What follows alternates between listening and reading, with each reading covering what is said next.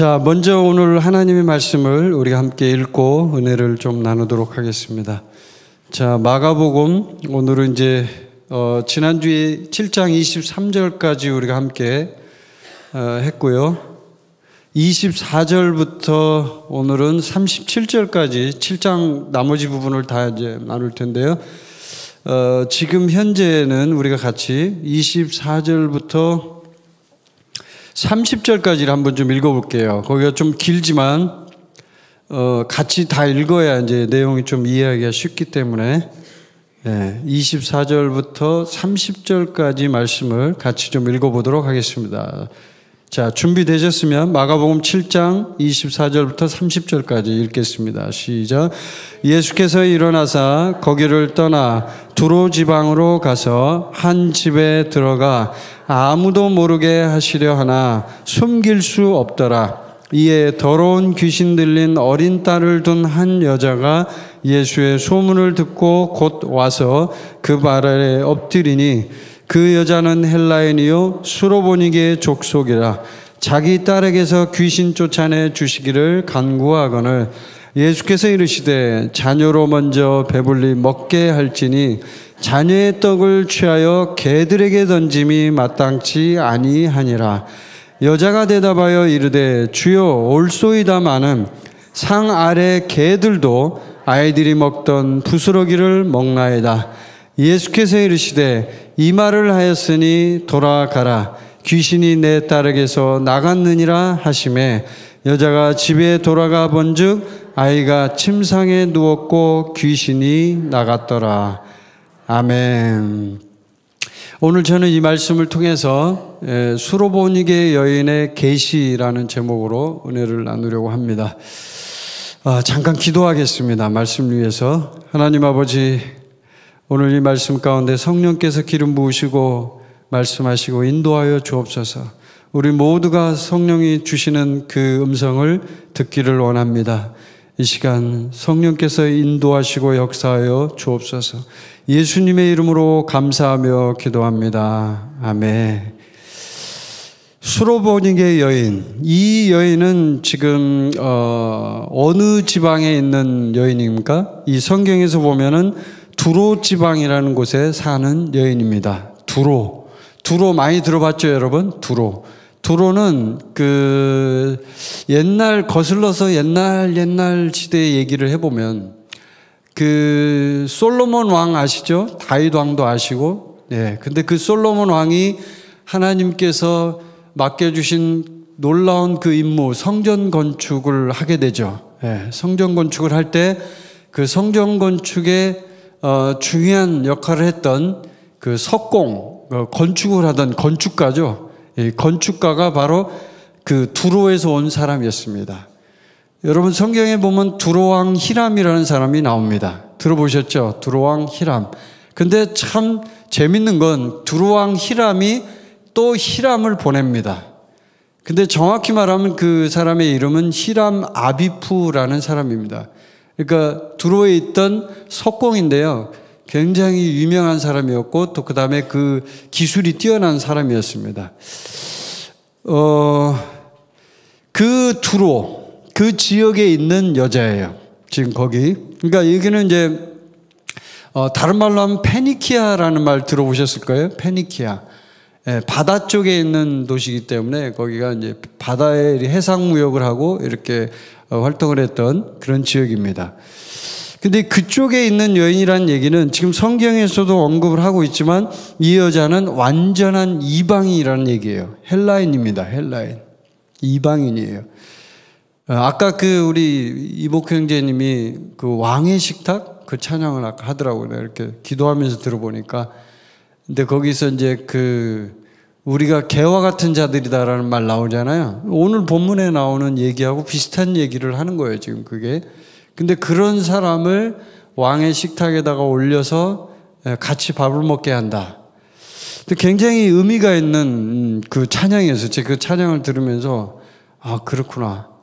오늘 내가 하나님 앞에 들은 메시지하고 좀 비슷한 메시지가 나왔구나. 제가 그걸 이제 느꼈는데요. 마찬가지입니다. 이 그 수로보니게 여인은 이방인이에요. 그러니까 유대인의 입장에서 볼 때는 이 여인은 도저히 함께 상종을 할 수 있는 여인이 아닙니다. 도저히 같이 말을 섞거나 밥을 먹거나, 밥을 먹는 건 상상도 못하죠. 같이 이야기하는 것조차도 사실은 굉장히 힘든 그런 여인이었습니다. 근데 예수님이 거기 24절에 보면 일어나서 거기를 떠나 두로 지방으로 간다는 말이 나와요. 왜 예수님이 두로 지방으로 가셨을까요, 여러분? 예수님은 그 당시에 지금 이 마가복음 7장에 있는 사건일 때는 이미 예수님의 사역의 말년으로 가고 있습니다. 거의 이제 끝지점으로 가고 있는 거예요. 그래서 유대인들이요, 특히나 바리새인들과 이 서기관들과 이런 사람들, 제가 이제 지난주 설교할 때 굉장히 많은 쓴소리를 좀 했잖아요. 네. 그 사람들이 종교인인데 이 사람들이 예수님을 이제 죽여야겠다라는 작당 모의를 하기 시작합니다. 이제 그냥 놔둬서는 안 되겠구나. 이 인간을 그냥 놔두면 우리의 처지가 위태롭구나. 우리의 권력, 우리가 갖고 있는 그 모든 좋은 것들 좀 위태롭구나. 이런 걸 느끼기 시작한 거예요. 그래서 작당 모의를 하면서 예수님을 잡아서 어떻게든지 가둬서 이 예수라고 하는 사람을 죽여야만 되는 그런 상황이었던 거예요. 그래서 예수님이 아직 때가 안 됐잖아요. 예수님은 정확하게 때를 아는 분이에요. 때. 우리는 때를 잘 모르고 살죠. 그렇죠. 이때가 그때야? 감을 못 잡아요, 사람이. 지금이 그때인가? 지금 기도할 때인가? 지금 놀러 갈 때인가? 지금 공부할 때인가? 이런 거 있죠. 그런 걸 잘 몰라요, 우리 인간이. 근데요, 그것만 알아도 여러분 인생의 50%는 성공합니다. 사람들이 때를 모릅니다. 지금이 뭐 할 때인지. 자, 우리가 뭐 할 때인지 잘 모르는 사람을 뭐라고 얘기합니까? 뭐라고 얘기해요? 그런 사람을 우리는 바보라고 얘기합니다. 왜냐하면 분별이 없는 거죠. 근데 우리가 그렇게 영적인 부분에 있어서는 한번 여러분이 잘 자신을 한번 돌아보세요.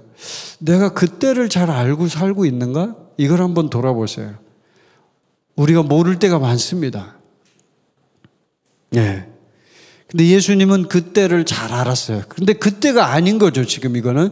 그래서 일어나서 두로 지방으로 간 거예요. 두로 지방이라는 거는 지금 지도에서 보면은 갈릴리 바다 그 호수가 있고요. 두로는 한참 이쪽이에요. 한참 일로 가야 됩니다. 멀어요, 꽤. 근데 거기를 예수님이 거기까지 간 거예요. 저 바닷가에 있는 아주 외딴, 그러니까 유대에서 말하자면 아주 외딴 곳이고 이방인만 있는 곳이고 유대인들이 거의 없는 곳이에요. 그 지역으로 예수님이 가신 겁니다. 그래서 거기에 한 집에 들어갔어요. 들어갔는데 예수님은 아무도 모를 줄 알았어요. 자기가 온 걸 아무도 모를 줄 알았어요.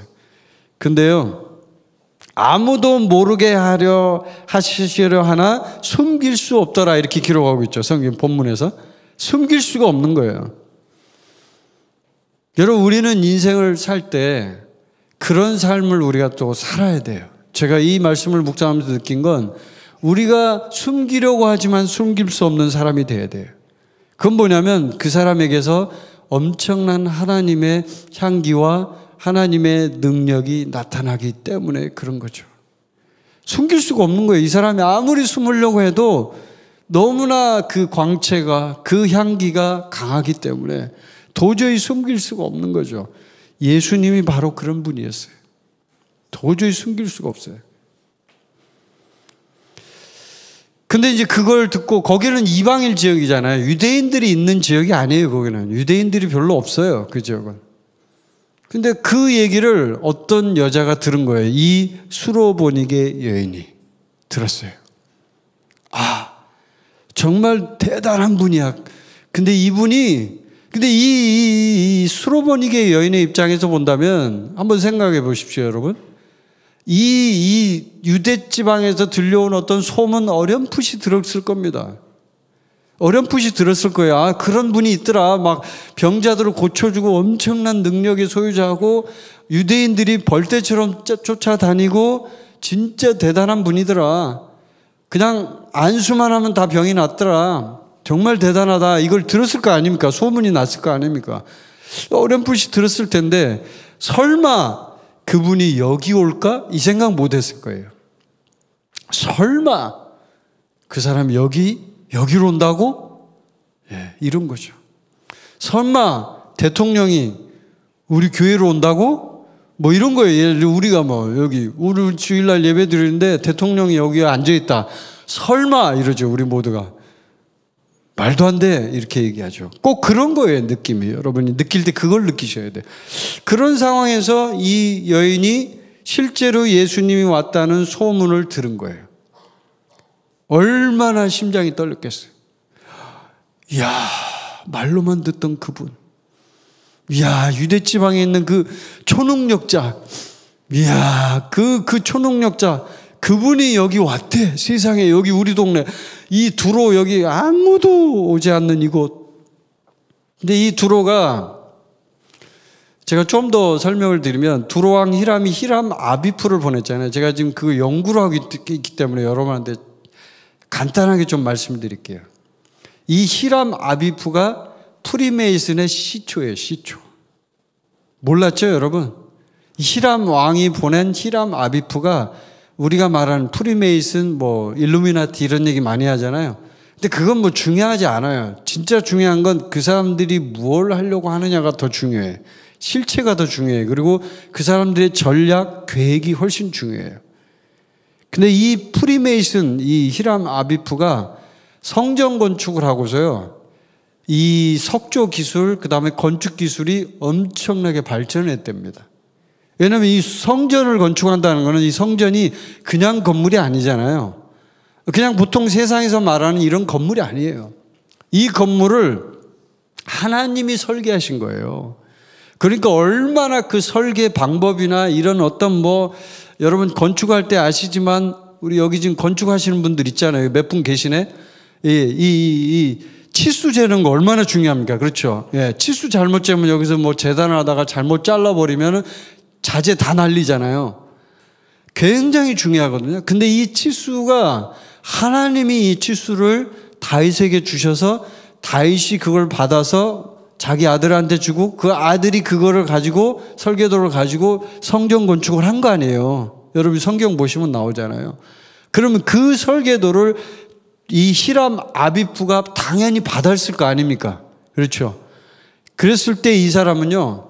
그동안 자기가 배웠던 이 건축 기술과 하나님이 가르쳐준 건축 기술의 차이점을 느꼈을 거 아니에요. 그렇죠. 엄청난 비법과 차이점을 느꼈을 거예요. 그때 이 히람 아비프가 완전히 새롭게 이 건축 기술이 됐다는 거예요. 이 기록에 보면 나와요, 그게. 그래서 이 히람 아비프가 교만해지기 시작한 거죠, 그때부터. 그래서 메이슨, 프리메이슨, 메이슨 석공이란 말이거든요. 근데 자유로운 석공이다 그래서 프리메이슨이 탄생을 한 거예요. 그게 바로 프리메이슨이에요. 자유로운 석공. 이제 우리는 어느 나라에 소속돼 있지 않고 뭐 우리는 막 여기 소속될 필요 없어. 우리 기술이 엄청난데 이 기술 가지고 어디든 우리는 환영이야. 이렇게 해가지고 이 히람 아비프 후대의 사람들이 이제 계속 바벨론의 왕궁도 짓고 뭐 이런 왕궁을 지었답니다. 네, 그 뒤에 보면 이제 바벨론 제국이 나오잖아요. 또 그 다음에 페르시아 제국도 나오죠. 네, 그리스 제국도 나오죠. 그리스 제국 가보세요. 거기 그리스에 가보면 얼마나 많은 신전들 그 웅장한 건물들이 있습니까? 그렇죠? 예. 그리스 가면 뭐 판테온 신전 이런 거 있잖아요. 엄청난 건물이에요, 이거는. 근데 그 건물들을 이 프리메이슨들이 만들기 시작한 거예요. 성전 건축하고 기술을 배워가지고 그때부터 이 사람들이 그걸 해가지고 지금까지 그게 이어져 온 거예요. 그게 우리가 지금 말하는 프리메이슨이에요. 바로 그 프리메이슨의 시초가 어디다? 두로다, 두로. 여기 지금 이 여자가 사는 곳, 예수님이 갔던 이 두로. 여기가 바로 프리메이슨의 시초예요. 제가 참고로 말씀드렸는데, 나중에 이제 제가, 주일날 저녁에 이제 한번 강의를 할게요. 그거에 대해서 좀 자세하게 말씀 좀 드릴게요. 자, 근데 계속해서 한번 이렇게 보겠습니다. 자, 이 두로 지방에 가서 있는데 이 두로 지방에 있는 수로보니게의 여인은 지금 어떤 문제를 갖고 있었냐면 자기 딸이 더러운 귀신에 들린 상태였어요. 더러운 귀신에 들렸다고요. 그러니까 자기는 괜찮은데 자기 딸이. 근데 그 소문을 들으니까 자기 딸을 고칠 수 있겠다는 간절한 마음이 든 거예요, 본인한테. 아, 이분한테 찾아가면 분명히 해결할 수 있겠구나. 근데 오늘 제가 제목을 수로보니게의 여인의 계시라고 말씀드렸죠. 근데 이 안에 놀라운 하나님의 계시가 숨어 있어요. 제가 이걸 묵상하면서 이제 배우게 됐는데, 자, 거기 이제 25절에 보면은 본문 한번 보세요. 더러운 귀신 들린 어린 딸을 둔 한 여자가 예수의 소문을 듣고 곧 와서 어떻게 했다고 그래요? 그 다음에 그 발 아래에 엎드리니. 예. 실제는 이제 그 가나안 여인이 원래 그 마태복음 15장에 여러분이 보시면 똑같은 사건을 약간 다르게 돼 있는데 거기 뭐라고 돼 있냐면 주 다윗의 자손이여 나를 불쌍히 여기소서 내 딸이 흉악하게 귀신 들렸나이다 이렇게 얘기를 먼저 합니다. 엎드리기 전에 먼저 그 얘기를 해요. 주라는 말을 합니다. 이 복음서에 나오는 사람들 중에 이방인들 중에 이 주라는 말을 그렇게 잘 쓰지 않아요. 그런데 이 여인은 예수님을 보자마자 주라고 얘기를 합니다. 왜냐하면 이분이야말로 우리 딸을 고칠 수 있는 유일한 분이라는 걸 느낀 거예요. 이분이 아니면 해결할 수 없다. 이걸 느낀 거예요. 본인이 인정한 거예요. 자, 그러면은 이제 우리가 한번 생각해 봐요. 이 여인은 어떻게 해서 이 여인이 지금 한 말이 지금 진짜 놀라운 말을 한 거거든요. 진짜 놀라운 말을 한 거예요. 뒤에 이제 본문에 나오지만. 자, 26절에 보면 그 여자는 헬라인이요 수로보니게 족속이라 자기 딸에게서 귀신 쫓아내 주시기를 간구하거늘. 자, 엎드렸다라는 것은 지금 이 여인이 완전한 굴복과 완전한 경배의 상태를 예수님 앞에 보여준 거예요. 엎드렸다는 거예요. 엎드렸다는. 그러니까 마가복음에 보면, 마태복음에 보면은 절한다라는 표현이 나와요. 아예 절을 했다라는 표현이 나와요. 그러니까 엎드려서 절을 한 거예요. 예수님께 절을 이렇게 한 거예요. 경배를 한 거예요. 우리 말로 하면 우리가 지금 교회에서 예배드릴 때 경배. 그러니까 그 얘기는 뭐냐면 이 여인은 예수님을 어떻게 인정을 한 거예요? 예수님을 거의 신처럼 인정한 거예요. 당신은 신이야. 나에게 있어서는 이제 내가 당신이 아니면 도저히 해결할 수 없어라는 걸 인정하고 그분한테 엎드려 버린 거예요. 그냥 아예 그냥 이 상태. 자, 근데 이제 예수님이 그 이제 마태복음 15장에 보면 이렇게 얘기를 해요. 먼저 여기 본문에 마가복음에 나오는 얘기 하기 전에 예수님이 이렇게 얘기해요. 예. 나는 이스라엘 집에 잃어버린 양 외에는 다른 데로 보내심을 받지 아니하였노라라고 얘기를 합니다. 그러니까 너하고 나는 상관이 없어. 나는 이스라엘로 보냄을 받았지 여기는 아니야. 난 잠깐 지금 피신하러 온 거야. 내 몸을 피하러 온 것뿐이야. 이렇게 얘기를 하는 거예요, 지금. 그러니까 오늘 이 본문 말씀의 27절 말씀, 그 다음에 이제 예수님이 얘기를 하는 거예요. 자, 27절 한번 같이 다시 한번 읽어봅시다. 시작. 예수께서 이르시되 자녀로 먼저 배불리 먹게 할지니 자녀의 떡을 취하여 개들에게 던짐이 마땅치 아니하니라. 아, 예수님이 어떻게 이렇게 얘기할 수가 있어? 여러분, 이 얘기를 보면요, 어떻게 보면 굉장히 좀 우리가 느낄 때 우리가 생각하는 그 예수님 같지가 않아요.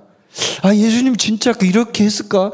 아니, 이렇게 예수님이, 이 여인이 지금 찾아와서 이렇게 간절하게 지금 자기 딸이 힘들어서 고쳐달라고 하는 건데, 이렇게 힘든 상황인데 예수님이 이렇게 차갑게 얘기할 수 있을까? 이스라엘 집에 잃어버린 양에게 뭐 이렇게 얘기하면서 하고, 또 여기서는 심지어는 개라는 말까지 하잖아요. 개라는 말. 이방이란 얘기예요. 예수님도 그거에 대해서 명확하게 인정하고 있다는 얘기예요. 이방인과 유대인은 다르다는 걸 인정하는 거예요. 예수님도. 그러면서 자녀라는 말까지 합니다. 자녀를 먼저 배불리 먹게 해야 된다. 너는 지금 먹을 게 없다. 너 먹을 거 없어. 이 얘기를 하는 거죠. 그러니까 얼마나 이 부분에 있어서는 이 여인에게 상처가 되겠어요. 그렇죠? 우리 시대의 말로 하자면은요, 이야, 예수님 진짜 너무 매몰차다. 너무 차갑다. 너무 인정머리 없다. 요즘 시대 말로 하면 진짜 인정머리 없다. 이렇게 얘기할 거예요, 아마. 우리가 만약에 어떤 그걸 객관적으로 누가 평가한다면. 근데 이 여인이요, 여기에 대해서 기분 나빠하지 않았어요. 이 여인이요, 여기에 대해서 전혀 반박하지 않았어요. 여기에 대해서 이 여인은 전혀 이 부분에 대해서 아니라고 막 우기고 이러지 않았어요. 싸우지도 않았어요. 이 여인은 그대로 인정했어요. 자, 28절 말씀 한번 같이 읽어보겠습니다. 여자가 어떻게 얘기했나요? 28절 시작. 여자가 대답하여 이르되 주여 올소이다마는 상 아래 개들도 아이들이 먹던 부스러기를 먹나이다. 아멘. 이야, 이건 진짜 저는 이 여인의 대답을 보면서 이거는 역사에 남을 명언이다라는 생각이 들었어요. 명언. 진짜. 여러분 만약에 자매님이시라면 이 수로보니게 여인의 이 말을 여러분의 마음에 간직하십시오. 이게 바로 하나님이 우리에게 주시는 놀라운 통찰과 지혜예요. 어떻게 이방 여인이 이렇게 얘기할 수 있지? 어떻게 이방 여자 저 두로왕이 다스리던 정말 유대인하고는 관계없고 뭐 이런 진짜 그 당시에만 해도 진짜로 별로 관계가 없는 지역이에요. 근데 거기 있는 평범한 한 여인, 그것도 자기 딸이 귀신 들려가지고 지금 고통받는 여인, 그 여인이 어떻게 이런 말을 할 수가 있지? 우리는 그걸 한번 깊이 묵상해 봐야 돼요. 어떻게 이렇게 말을 할 수 있지? 만약에 우리 교회에 이런 여인이 있다면 전 진짜 제가 단언하지만 그 여인이야말로 하나님이 보내신 사람이에요. 정말 중요한 말을 한 거예요, 이 여인이. 자, 그럼 이 얘기를 하기 전에 제가 어떻게 이 여인은 이런 엄청난 계시를 받을 수 있었을까를 말씀을 드릴게요. 자, 제자들 있죠. 예수님의 12제자. 자, 12제자는 예수님께서 얘기한 얘기들, 막 여러 가지 얘기들 많이 해주잖아요. 제자들한테 예수님이. 그러면 그 모든 이야기들, 이 계시들을 제자들이 다 이해했습니까, 여러분? 다 이해하지 못했어요. 특히나 여기서는 이 여인이 이해했던 이 계시는요, 어떻게 보면 생명의 빵에 대한 계시예요. 이게 바로 생명의 빵의 계시라고요. 여러분 요한복음 6장에 보면 생명의 빵에 대한 얘기가 나와요. 지금 이 사건은 바로 앞전에 오병이어의 기적이 일어나고 난 이후의 사건이에요. 이게 바로. 그러니까 이건 뭘 말하냐면 오병이어 때 이미 예수님은 제자들과 사람들에게 이 생명의 빵에 관한 진리를 충분히 얘기를 했어요. 요한복음 6장에는 많은 내용을 기록하고 있어요. 지금 마가복음은 그게 짧게 기록되어 있지만요. 거기서 예수님은 내가 바로 생명의 빵이다라고 말하고 있습니다. 사람들은 물어봤어요. 어떻게 해야 주의 일을 하냐고. 나를 믿는 게 일이다 이렇게 얘기하죠. 예수님이. 나를 믿어라. 또 물어봅니다. 우리가 지금 조상들은 만나를 줘가지고 우리한테 이렇게 하늘에서 내려온 만나를 먹게 했는데 당신이 우리를 믿게 할 어떤 표적, 그게 뭡니까? 뭘 보고 우리가 예수님 당신을 믿어야 합니까?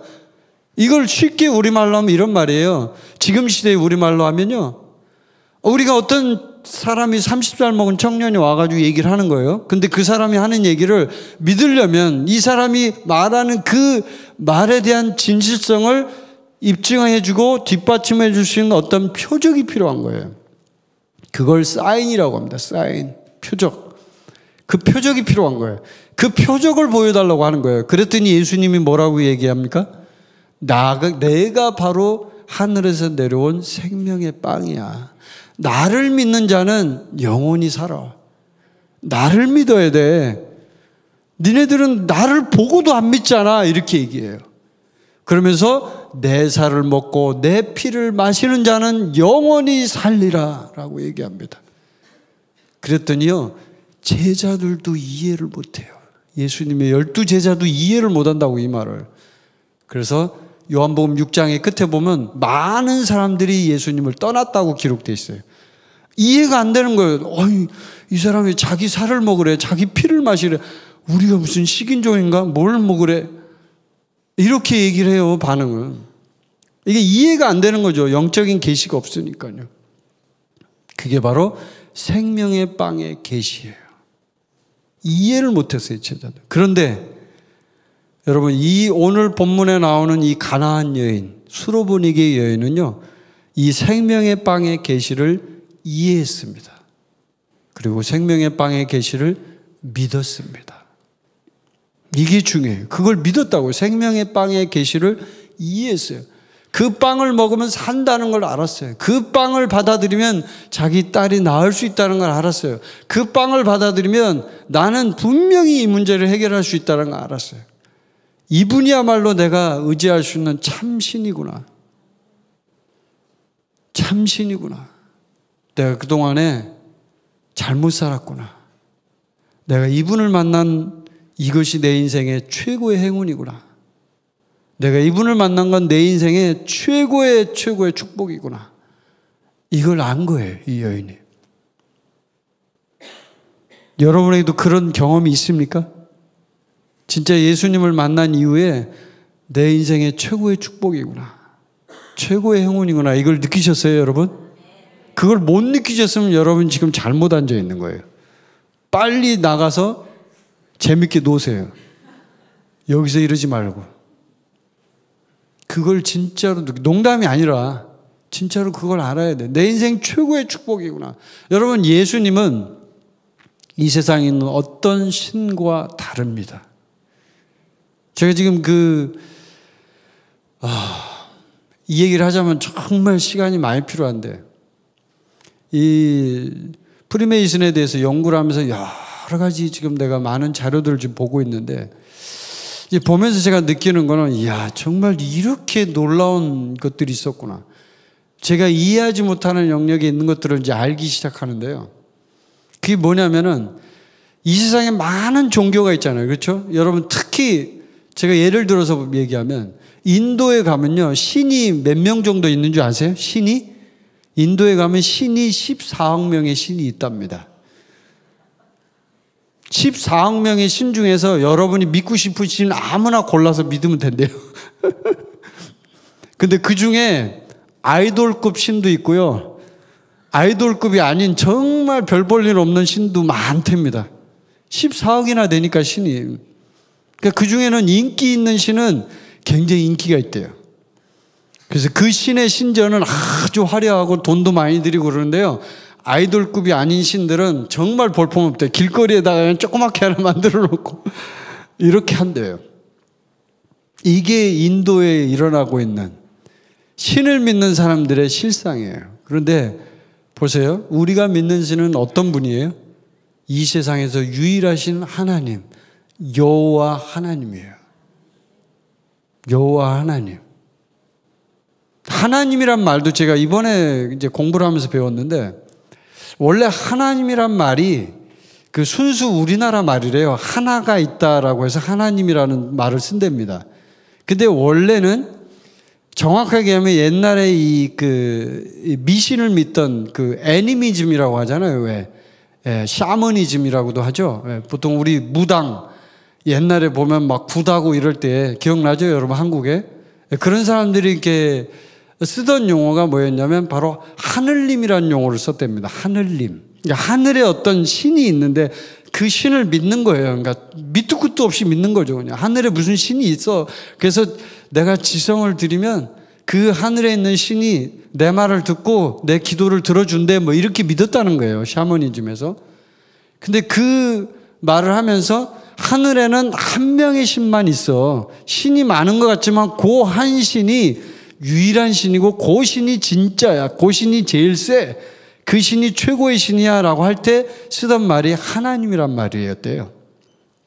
그걸 이제 가지고 와서 이제 기독교에서 하나님이란 말로 이걸 썼다는 거예요. 그래서 정확하게 우리가 만약에 어떤 그 기도를 할 때 여러분한테 제가 이제 참고로 말씀드리는 거예요. 하나님이란 말은 어떻게 보면은 우리가 하나이신 하나님, 그분 맞아요. 우리가 말하는 그 하나님인데, 다른 신을 믿는 사람들의 세계에서 얘기하자면 그 사람들의 신일 수도 있는 거예요. 그게 하나님이라는 게. 왜냐하면 신이라는 게 너무 많으니까 14억 명의 신이 있다니까요. 그 전부 마귀들이죠. 결국은 우리가 알고 있잖아요. 혹은 천사들일 수도 있고. 왜냐하면 천사 숭배도 했으니까 옛날에. 그러니까 그 하나님이 어떤 하나님인지를 모르는 거예요. 그럴 땐 여러분이 그 하나님에 대해서 우리가 성경적 용어를 써야 돼요. 여호와 하나님 혹은 야훼 하나님, 이렇게. 그게 진짜 하나님인 거예요. 혹은 아브라함과 이삭과 야곱의 하나님, 이렇게 해야 되는 거죠. 그 하나님이 진짜 우리가 믿는 그 신인 거예요. 이렇게 이해를 해야 되더라고요. 제가 보니까. 이게 이렇게 기초적인 건데 우리가 잘 모르고 있는 부분들이 참 많아요. 사실 알고 보면. 그래서 우리가 영적으로도 어떤 부분에서 영의 세계를 이렇게 끌어올 때, 그렇죠, 기도할 때 막 그 성령을 추구하는 신앙생활하는 분들, 우리도 이제 그 부류에 속하는데 대부분 기도를 많이 하잖아요. 그럴 때 이제 놓칠 수 있는 아주 치명적인 문제가 뭐냐면, 하나님의 말씀을 제껴놓고 영적인 세계를 들어가려고 막 이렇게 훈련합니다. 근데 그렇게 하면 위험해질 수 있는 게 뭐냐면, 제가 말했잖아요. 하나님이 다른 신일 수도 있어요. 하나님이란 말은 한글에서 쓰신 옛날부터 내려온 한글 순수한 우리말이에요, 그냥. 근데 그 하나님이 우리가 믿는 그 여호와 하나님, 야훼 하나님이냐 아니면 다른 어떤 신이냐 하는 것도 될 수 있는 거예요. 근데 그렇게 봤을 때 우리가 영적인 세계를 막 들어가려고 기도를 하는데 성경을 제껴놓고 만약에 막 이렇게 신에게 막 얘기하고 대화하려고 하잖아요. 그럼 잘못하면 다른 신이 거기 끼어들 수 있는 거예요. 영의 세계에서는 악한 영이 들어갈 수 있다는 얘기예요. 그래서 교회 다니는 사람들이 이렇게 막 귀신이 들리고 문제가 일어나고 영적으로 문제가 일어나는 분들 많이 있잖아요. 그게 그 문제인 거예요. 만약에 우리가 진짜 성경 말씀을 많이 읽고 거기에 대해서 정확하게 인지하고 있고 성경에 있는 바로 그 하나님, 내가 믿는 하나님 바로 그 하나님이야, 그리고 예수 그리스도야, 지저스 크라이스트, 그분이 바로 나의 하나님이야 라고 그렇게 믿는다면요, 다른 신을 믿을 이유가 없죠. 다른 신에 쏠릴 이유도 없고 그쪽의 영적 세계로 들어갈 일이 없죠. 그걸 여러분 인지하셔야 돼요. 아멘? 중요합니다. 이게 굉장히. 그래서 우리 이 기독교, 우리 하나님을 믿고 예수님을 믿는 우리는요, 늘 성경을 가까이 하는 거예요.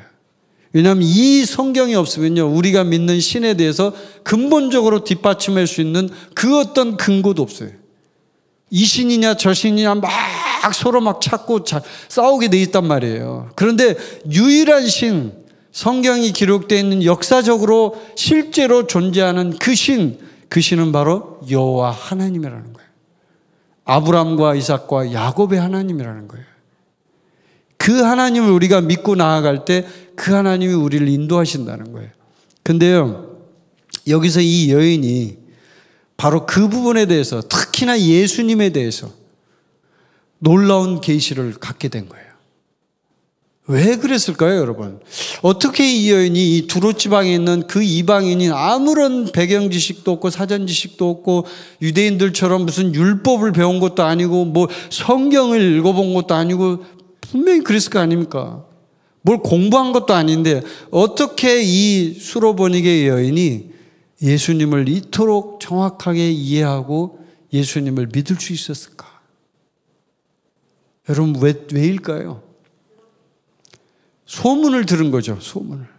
근데 그 소문을 듣고요, 이 여인은 거기에 대해서 마음을 연 거예요. 그리고 그 예수님을 만나기를 간절히 갈망한 거예요. 그리고 주님 앞에 기도한 거예요. 자기는 모르지만, 나는 모르지만 그 하나님께 기도한 거예요.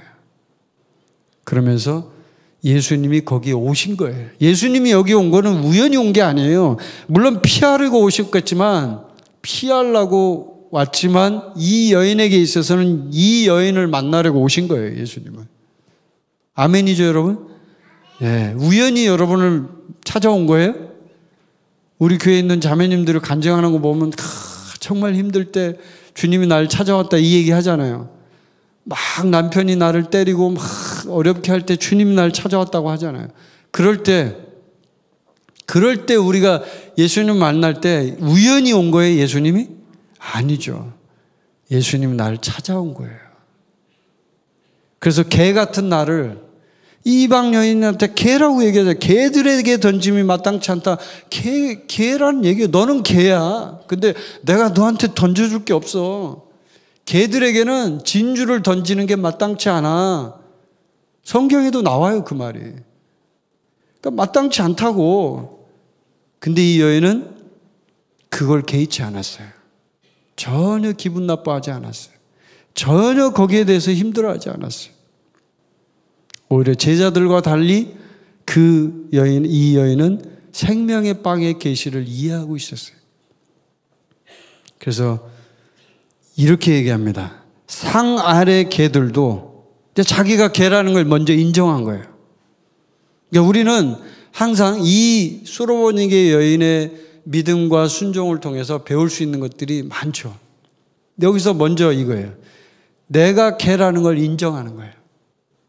우리가 주님 앞에 나아갈 때 첫 번째 가장 중요한 마음이 뭐냐면요. 내가 죄인이라는 걸 주님 앞에 인정하는 거예요. 내가 부족하다는 걸 주님 앞에 인정하는 거예요. 주님, 저 부족합니다. 내가 이런 사람이라는 걸 주님 앞에 솔직하게 고백하는 거예요. 나는 이런 사람입니다 하는 걸 주님 앞에 인정하는 거예요. 그게 수로보니게 여인의 말 속에 들어있어요. 상 아래 개들도, 개들에게 던지는 게 마땅치 않다고 하니까 이제 그걸 받아쳐서 얘기를 하는데 정말 놀라운 통찰력과 지혜로 얘기를 하는 거예요, 이 여인이. 어떻게 이렇게 얘기할 수 있지? 예수님도 이 말을 듣고요, 반박을 못했어요. 만약에 이 말을 잘못했다면 예수님이 다르게 얘기했겠죠.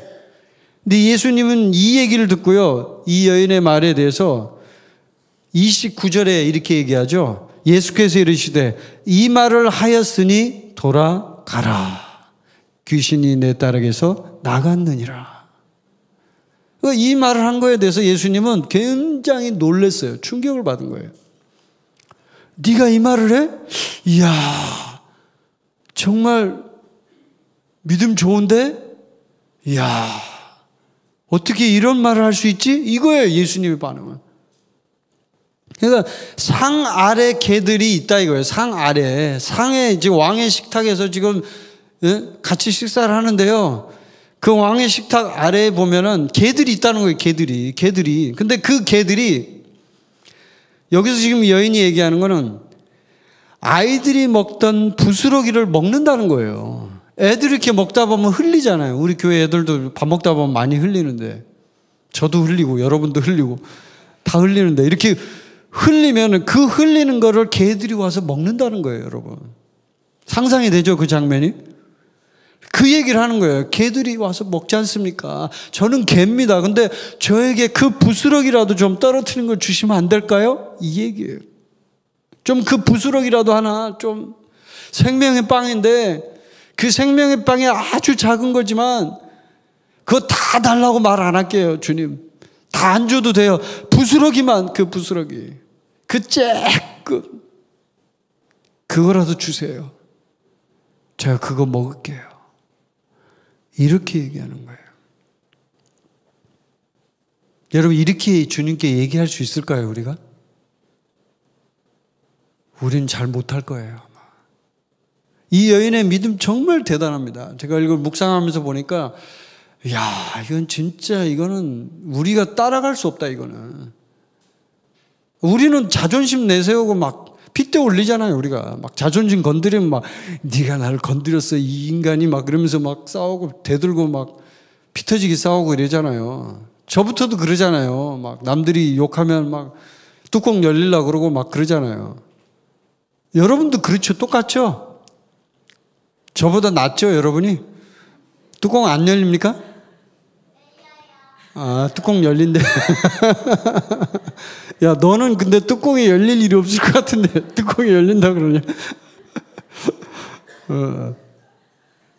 근데 이 여인은 그러질 않았다 이 말이에요. 이걸 다 인정하고 그리고 부스럭이라도 먹게 해달라고 얘기를 하는 거예요. 이 여인의 믿음과 통찰력, 지혜. 제가 이 여인을 보면서 나는 이 여인보다 못하구나. 난 그런 생각을 했어요. 여러분도 그렇죠? 이 수로보니게 여인보다 못하구나, 내가. 아마 그런 생각이 들었을 겁니다.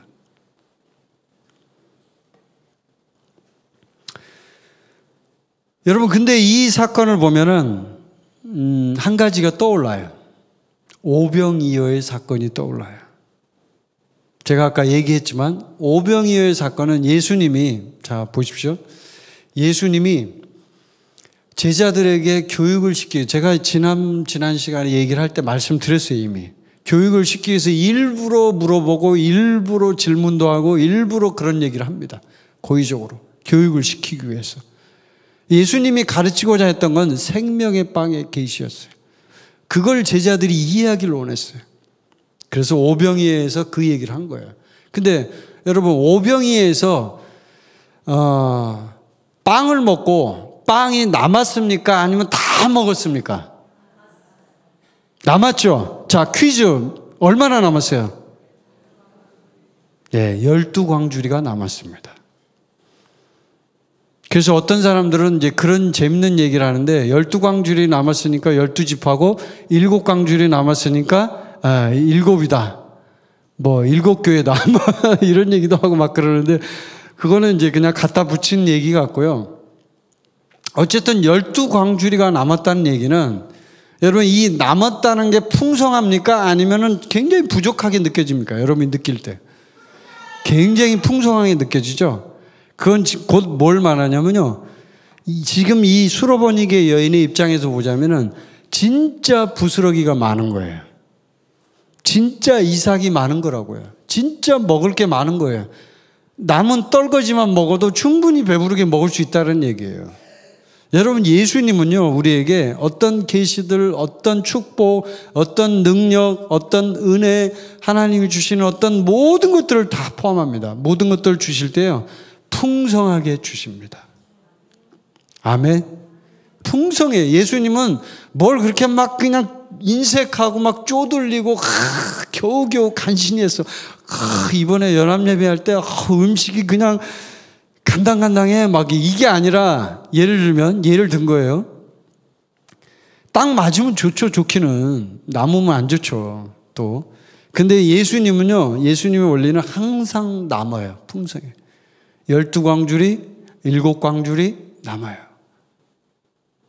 어떤 사람들 그렇게 얘기해. 예수님이 아니 기적을 행하시는데 그 정도도 못 맞춰. 아니 그걸 못 맞춰요? 그럼 차라리 맞춰서 딱 맞게 그냥 주지.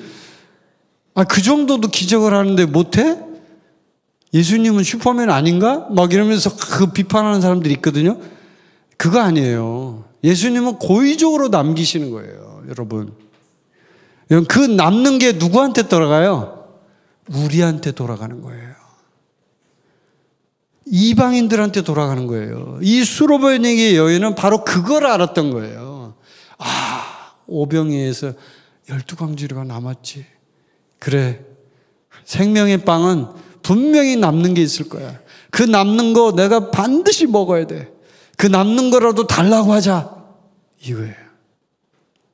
여러분, 우리는 예수님 앞에, 하나님 앞에 나아갈 때 그럴 때가 있어요. 우리가. 하나님, 저는 지금 죄인이에요. 제가 정말 주님 앞에 부족해요. 그러니까 저한테 징계를 내리시고 막 이렇게 무언가 막 광야를 통과하게 하고 힘든 시간을 겪게 하고 이러실 거죠? 막 이렇게 얘기 많이 하고 우리가 그렇게 생각하잖아요. 근데요, 그것만 있는 게 아니에요. 주님은 항상 남겨놓으셔요. 여유를 남기신다고, 주님은. 이걸 기억하세요. 수로보니게 여기에 사건 오늘 공부하면서 여러분 그걸 기억하세요. 하나님은 항상 남기신다. 항상 하나님은 부스러기를 남기신다.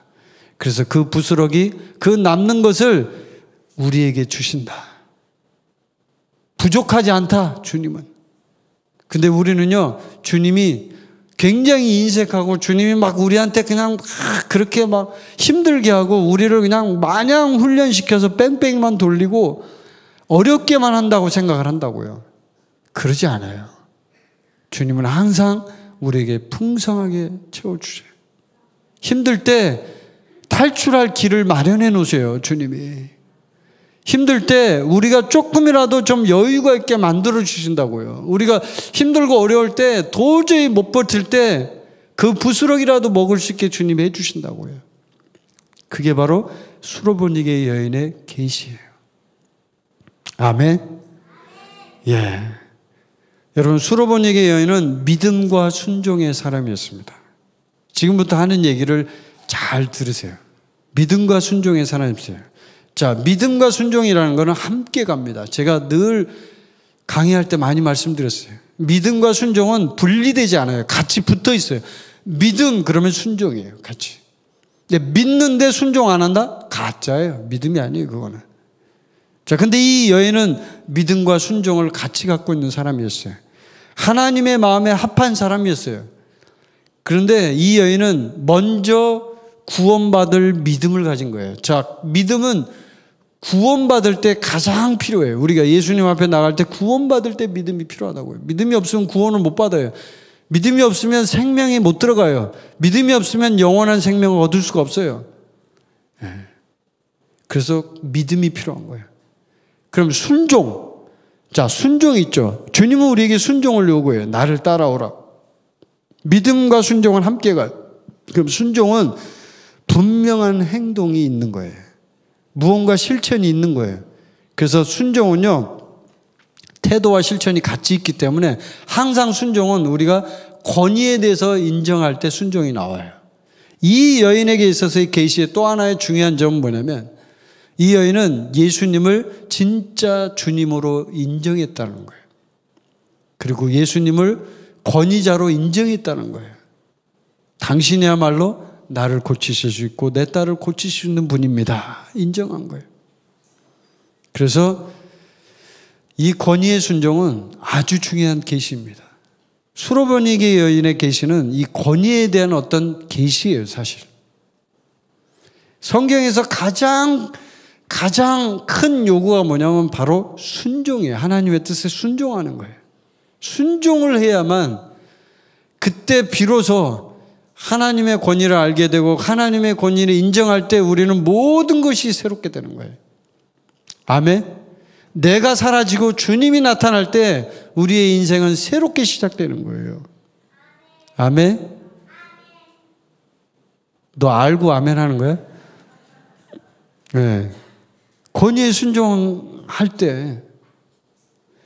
그래서 성경에서는 그런 얘기가 나오죠. 사울 왕에 대해서 얘기할 때 유명한 말, 순종이 제사보다 낫다. 아무리 제사 많이 드리면 뭐해? 향기로운 제사 좋아. 그런데 너 순종부터 해. 제사 필요 없어. 순종이 제사보다 나아. 그렇게 말씀하고 있는 것입니다. 그래서 가장 큰 계시는요, 어떻게 보면 여러분 이 세상에서 우리가 그 사탄 마귀와 영적 전쟁 뭐 이런 얘기도 많이 하고 뭐 그러잖아요. 늘 이 성경의 구도는 영적 전쟁이잖아요. 마귀와 하나님 편 싸움이잖아요. 이럴 때 가장 많이 대두는 중요한 문제가 뭐냐면 바로 이 권위에 대한 문제예요. 권위를 보는 것이 가장 큰 계시인 거예요. 이게. 그러니까 내가 그 권위를 알고 그 권위를 인정하고 그 권위에 순종하고 그 권위를 완전하게 내가 받아들일 때 그때 이 계시가 오는 거예요. 그게 바로 이 수로보니게 여인의 계시예요. 생명의 빵의 계시예요. 인정한 거죠. 아, 이분이야말로 진짜 권위구나. 내가 인정하고 이분을 받아들이면 나는 사는구나. 여러분 이 세상에서 가장 큰 축복이 뭔지 아세요? 진짜 좋은 사람 만나는 거예요. 아멘? 그 좋은 사람이라는 거는 인품이 좋다, 성품이 좋다, 사람이 착하다 이걸 말하는 게 아니에요. 하나님의 사람을 만나는 게 이 세상의 가장 큰 축복이에요. 여러분 하나님의 사람 만났어요? 옆에 있는 분 한번 보세요. 옆에 있는 분이 바로 하나님의 사람이에요. 아멘? 예. 옆에 있는 분에게 한번 인사해 보세요. 하나님의 사람 감사합니다. 이렇게.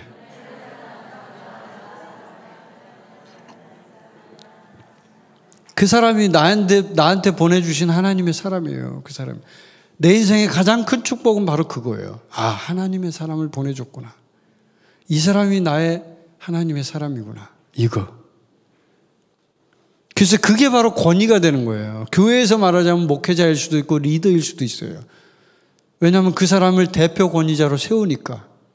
이 사람이 물론 하나님이 이 세상의 최고의 권위죠. 근데 그 하나님이 대표할 수 있는 권위를 따로 또 세워요. 교회에. 그 대표 권위자가 목회자고 리더예요. 그러면 그 리더에게 순종하고 그 권위를 인정할 때 사람은요, 거기서 새로운 계시가 오기 시작하는 거예요. 거기서 새로운 어떤 하나님의 통찰력과 지혜가 오기 시작하는 거예요. 그때 순종이 오는 거예요. 여러분, 순종은 그냥 막 억지로 막 그냥 강제로 막 그냥 순종해 막 한다고 순종이 되나요? 안 돼요. 여러분, 순종은요, 권위를 인정할 때 순종이 일어나는 거예요. 아, 이분이 진짜 권위구나. 아, 하나님이 이 사람을 세웠구나. 아, 이 사람이 하나님이 세운 진짜 하나님의 사람이구나. 이걸 인정할 때 내가 그 권위자에게 순종하는 거예요. 근데요, 군대 가면 우리가 제일 많이 하는 게 복종. 아휴, 뭐 내가 너 군대 아니면 넌 뒤졌어. 막 이러면서. 군대 가면 이러잖아요. 막. 그건 복종이에요. 그러니까 권위를 인정해서 그렇다기보다는 그냥 까라면 까니까 어쩔 수 없이 하지 뭐 이렇게 하는 거죠. 그래서 성경에서 말하는 순종은 그게 아니에요. 진짜 권위를 알으라는 거죠. 그 권위를 알고 그 권위에 대한 계시가 오면요, 이 수로보니게 여인처럼 이렇게 되는 거예요. 이렇게. 아멘. 여러분에게 그 계시가 임하기를 바랍니다. 진짜 하나님의 권위를 보시기를 바랍니다. 아멘. 자, 31절부터 37절까지 나머지 좀 빠르게 하도록 하겠습니다. 자, 31절. 예수께서 다시 두로 지방에서 나와 시돈을 지나고 데가볼리 지방을 통과하여 갈릴리 호수에 이르시매. 자, 다시 나왔어요. 거기서 이제 먼 거리를 걸어서 다시 갈릴리 호수로 돌아옵니다. 근데 32절에 보니까 사람들이 귀먹고 말 더듬는 자를 데리고 예수께 나와 안수하여 주시기를 간구하거늘, 귀머거리를 데리고 온 거예요. 자, 33절에 같이 한번 읽어볼까요? 시작. 예수께서 그 사람을 따로 데리고 무리를 떠나사 손가락을 그의 양귀에 넣고 침을 뱉어 그의 혀에 손을 대시며 34절 하늘을 우러러 탄식하시며 그에게 이르시되 에바다 하시니 이는 열리라는 뜻이라. 아멘. 자, 예수님이 지금 이 사람을 치료합니다. 그런데 굉장히 특이한 행동을 하십니다. 손가락을 양 귀에 넣습니다. 손가락을 넣어요. 안수하는 거예요. 지금 손가락을 여기다 넣었어요. 이렇게. 자, 그리고 침을 뱉어서 그의 혀에 손을 댑니다. 침을 뱉어서 탁 뱉어가지고 혀에다가 자매님들 이렇게 자매님들 이런 거 아니야? 어떻게 침을 뱉어서 내 혀에다가 댈 수가 있어? 예수님 이상하신 분이네. 비위생적이야 막 이렇게 얘기할지도 모르겠어요. 근데 예수님 실제로 그렇게 했습니다. 실제로. 근데 이건 중요한 게 아니고, 자, 34절에 있는 말씀이 중요해요. 자, 하늘을 우러러 탄식했다라고 하죠. 탄식했다. 이게 뭐냐면 스테나조라는 원어인데요. 이게 스테나조, 탄식했다. 한국말로는 탄식했다라고 번역했는데 이게 원어 그대로 하자면은 정확하게 직역을 하면 한숨을 쉬었다 이런 말이에요. 스테나조, 한숨을 쉬었다. 한숨을 쉰 거예요, 예수님이. 왜 예수님이 한숨을 쉬었을까요? 하늘 우러러 탄식하시며 그에게 이르시되. 예수님이 한숨을 쉰 거예요. 이건 이제 이렇게 볼 수 있어요. 예수님은 지금 여기서 이제 치유하실 때 제자들과 같이 있었잖아요. 그렇죠? 제자들과 함께 늘 교육을 시키고 있잖아요. 근데 제자들이 지금 예수님의 본질과 의도와 계시들을 완전하게 이해하지를 못했어요. 잘. 그러니까 예수님이 늘 마음 한구석에 얘기했는 거예요. 아니 왜 니네들은 이걸 못 깨닫니? 왜 이렇게 어둡니? 왜 이렇게 못 깨닫니? 이게 항상 있으셨어요.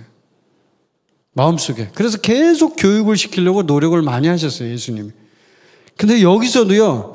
이 스테나조라는 단어의 어원을 분석해 보면 예수님이 한숨을 쉰 이유는 제자들 때문에 그러는 거예요. 제자들 때문에. 어떻게 보면 이 사람들은 이걸 이제 이렇게 생각할 수 있죠. 아, 이 귀머거리를 보고 너무 불쌍해서 한숨을 쉬었다. 이렇게 그건 아니고요. 그러니까 제자들에 대한 마음인 거죠. 제자들이 정말 이것을 제대로 깨닫고 이해한다면, 이 계시가 온다면 분명히 제자들도 이들을 고칠 수 있을 텐데 이거예요. 이제 말하자면 그거예요. 예수님이 생각하는 거. 그래서 스테나조 한숨을 쉰 거예요. 그리고 이제 에바다라는 말이 나오죠. 에바다는 이제 히브리어로 히파타크라는 단어를 써요. 히파타크. 이게 무슨 뜻이냐면 감옥을 연다라는 뜻이 있어요. 히파타크. 히브리어예요. 감옥을 연다. 그러니까 뭔가를 여는 건데 특별히 갇혀있는 상태에서 여는 걸 말해요. 그냥 단순히 오픈이 아니고 여는 거예요. 갇혀있는 상태에서 나오는 거예요. 예. 어떻게 보면 해방을 시킨다? 뭐 이렇게 볼 수 있어요. 그런 뜻이에요. 이게 이 히파타크라는 단어가. 그게 에바다예요. 에바다. 자, 아람어인데 에바다가. 근데 이 에바다라는 말을 왜 하셨냐? 지금 이 사람은 어떻게 보면 예수님이 볼 때 지금 이 병에 걸린 귀머거리는 지금 어떤 상태에 있는 사람이에요? 지금 완전히 마귀 쪽에 있는 어떤 그 영적인 세계에서는 감옥에 들어가 있는 거예요. 거기서 갇혀 있는 거예요. 죄의 노예가 되어 있고 거기에 들어가 있는 거예요. 그래서 감옥에 갇혀 있던 그 사람의 영의 귀를 열리게 하기 위해서 에바다를 쓴 거예요. 여러분 항상 치유는요, 여러분 이렇게 생각해야 돼요. 육체적인 치유가 일어나려면 영의 치유가 먼저 일어나야 돼요. 순서가 그래요. 사람들은 그걸 잘 모르고 그냥 무조건 치유에 대해서 막 그냥 기도하잖아요. 그게 아니라 먼저 영적인 치유가 일어나야 몸의 치유가 일어나는 거예요. 아멘? 영의 치유가 일어나야 되는 거예요. 영의 세계에서 치유가 일어나야 몸이 치유가 일어나는 거예요. 마찬가지로 여기서도 예수님이 에바다, 감옥에서 나오라 이런 말이거든요. 히파타크, 이 말을 쓰신 거는 영의 세계의 감옥에서 나와라 이런 말이에요. 나와라. 그래서 열리라는 뜻이라고 이제 기록이 되어 있죠. 그래서 이제 예수님의 계시가 깨달아지고 그것을 알아지고, 아, 진짜 예수님은 하늘에서 내려온 생명의 빵이구나. 예수님의 살과 피를 먹어야 되는구나. 아니면 적어도 예수님의 빵 부스러기라도 먹어야 되는구나. 네, 빵 부스러기라도 먹어야 되는 거예요. 여러분 그럴 마음 있으세요? 준비되셨어요? 부스러기라도 주면 드시겠어요? 부스러기는 안 먹어요? 부스러기라도 먹어야죠. 그 먹어야 돼요. 우리는 개와 같은 자들이잖아요. 이방인들이니까. 하나님 편에서 보면 그래요. 유대인들이 볼 땐 그래요. 그럼 우리는요, 그런 마음이 필요한 거예요. 그럴 때 우리의 영의 귀가 열리는 거예요. 영의 귀가 열리는 가장 중요한 첫 번째 우리의 태도 뭐예요? 우리가 영의 감옥에서 나와서 그 감옥에서 나와야 된다는 걸 분명히 인식하는 거죠. 아, 히파타크, 에바다. 내 영의 귀가 열려야 되는구나. 그래야 내가 들을 수 있구나. 내가 하나님의 음성을 더 잘 들을 수 있구나. 이거는요, 내가 그것을 인정하고 받아들이고 그 권위를 인정할 때 오는 거예요. 그래서 가장 중요한 건요, 권위에 대한 계시가 오는 거예요. 이 결론이 그거예요. 마지막 결론이 여러분에게 권위의 계시가 와야 돼요. 아, 진짜 내 주인은 바로 예수님이구나. 내 인생의 진짜 최고의 주인은 바로 그분이구나. 아, 이분이 바로 하나님이 나에게 보내준 하나님의 사람이구나. 아, 하나님이 나에게 이분을 붙여줬구나. 이 권위를 인정할 때 여러분의 인생은, 여러분의 신앙은 새로운 길로 들어서기 시작하는 거예요. 아멘. 여러분 모두를 사랑하고 축복합니다. 여러분에게 그런 계시가 임하기를 바랍니다. 자, 36절, 37절 한번 같이 한번 읽어보고 이제 마무리를 하도록 하겠습니다. 자, 이 귀머거리는 고침을 받았죠. 영의 귀가 열리니까. 예, 그의 귀가 열리고 혀가 맺힌 것이 곧 풀려 말이 분명하여 졌더라. 자, 36절, 37절 시작. 예수께서 그들에게 경고하사 아무에게도 이르지 말라 하시되 경고하실수록 그들이 더욱 널리 전파하니 사람들이 심히 놀라 이르되 그가 모든 것을 잘하였도다. 못 듣는 사람도 듣게 하고 말 못하는 사람도 말하게 한다 하니라. 아멘. 아무리 경고하면 뭐예요? 예수님이 제발 좀 말하지 마. 왜? 아직 때가 안 돼서 그런 거예요. 근데 소용없어요.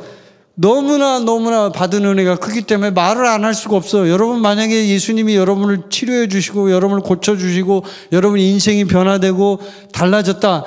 가만히 있겠어요, 여러분? 가만히 있을 수가 없죠. 계속 얘기하는 거죠. 계속 얘기하는 거예요. 그분에 대해서 말을 안 할 수가 없어요. 그때 놀라운 일이 일어나는 겁니다. 여러분 인생, 저와 여러분의 인생 가운데 찾아오신 예수님, 그분은 바로 우리의 권위가 되십니다. 그 권위를 인정하고 그 권위를 받아들일 때 우리는 새로운 계시가 임할 것입니다. 그리고 수로보니게 여인처럼 그런 계시가 임할 것입니다. 그리고 생명의 빵이 여러분에게로 들어가게 될 것입니다. 부스러기가 들어가게 될 거예요. 아멘. 네, 부스러기라도 달라고 기도하는 우리가 됩시다. 아멘. 기도하겠습니다.